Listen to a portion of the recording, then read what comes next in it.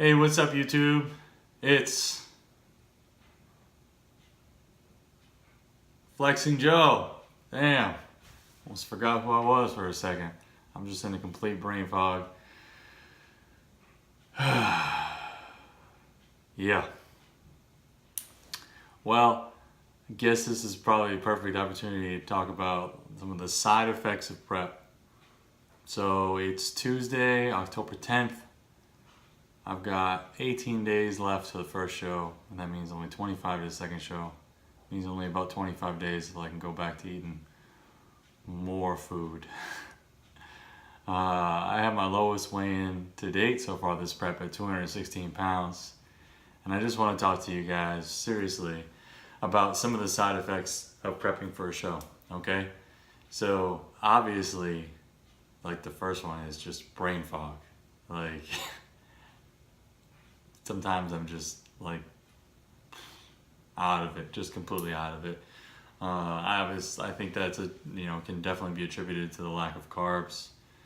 And even though I'm still eating a lot of food, eating a lot of calories, I still sometimes just feel like, And then if I have like a good carb meal, it seems to like come back pretty good for a little while. But I mean, I'm still like just as sharp. It just takes me a little bit longer, and sometimes I'm just out in the fog.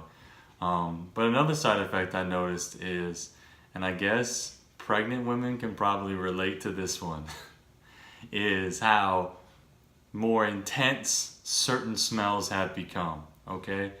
But typically it's for foods that you really can't have or shouldn't have. Like, for whatever reason, if I drive by fast food, most of the time, I never even noticed it. Now, I'm like, oh my God, that Burger King smells good. I don't even really care for Burger King.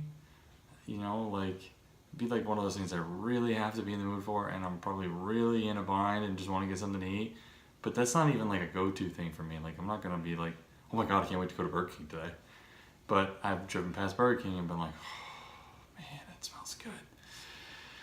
And so yeah, it's just weird things like that. So I know pregnant women can relate, because apparently when you get pregnant, like everything that they smell just becomes more intense, and it like will turn their stomach. Except this way, it's like it's an intense smell, and then it doesn't turn my stomach. It's like makes me even hungrier than I am. So obviously another side effect of being on prep is that you are hungry a lot more often. Definitely like with the carbs, kind of being different. The mood, like I get low blood sugar anyways.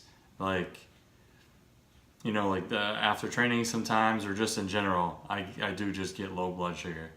And that's like even in the off season. I've been like that for years and years. So like that obviously will make people irritable, right? But then even more so like on prep. And plus I think you just have a little bit less patience, And I also think too that as I get older, I'm getting a little bit less patience for like dumb stuff. Like come on, really, you're not that dumb, like smarten up type of thing. But it definitely seems to be something like where I'm a little bit more testy, a little less patient while on prep. Obviously the two is the lack of energy. Sometimes it takes a lot of motivation to get out of bed or to not go back to bed. Like even now I'm tired, I could probably go back to bed, but I gotta go lift. Here you go. Perfect timing on that yawn. And but this is why I really strongly advocate that you do not take pre-workout in the off season, because I take pre-workout now and it really works. Like it really works. When you're in a calorie surplus, like maybe a cup of coffee in the morning be one thing, but if you're drinking like 2-3 cups of coffee and a couple of energy drinks, and then you need pre-workout, like you're like stimmed out too much. Like there's a problem. Your body probably just needs more rest, and you're not giving your body more rest, and you're just perpetuating the wrong cycle. So I stay away from pre-workout in the off season for a reason. Okay. Another thing like with sleep is it just seems like my sleep cycle has been thrown off. Like sometimes I really want to go to sleep, or maybe even I try to nap just because I'm a little tired, but then I can't fall asleep. I get up like hours in the middle of the night to piss, and then I might not be able to go back to sleep because I'm hungry. So the sleep cycle has kind of been wonky too. So that affects everything, you know, because I mean, you're not sleeping. Obviously, people get cranky when they don't get enough sleep, and then you combine that with not having enough calories, and boom, that kind of sucks.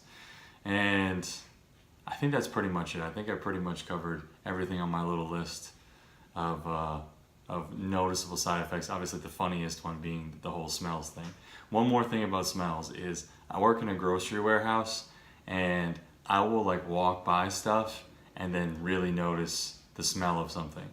And it's not, I've never really noticed that before. Like, I walked by a pallet of chocolate frosting, and it was like all of the jars were open. It was all I could smell was chocolate frosting. And I was like, oh my God, that smells really good. And you gotta keep moving. I can't stop and be eating chocolate frosting at work. They'd fire me for like eating on the job, eating all the profits. I'd be sitting there, chocolate frosting all over me. I didn't do anything. Yeah, okay, that would go over well with my boss, I'm sure of it. But anyways, you know, that's it for my prep side effects video and like the little prep update. You know, like I said, 216.2 this morning, so lowest weigh in to date, and a total of just about 25 days or so to go. So I'm getting in the home stretch. Pretty excited about it. Feeling okay. So we'll see how it all turns out, right? But as always, I appreciate you guys for watching. You know what to do. Like, subscribe. It's Flex and Joe out. See you guys again soon.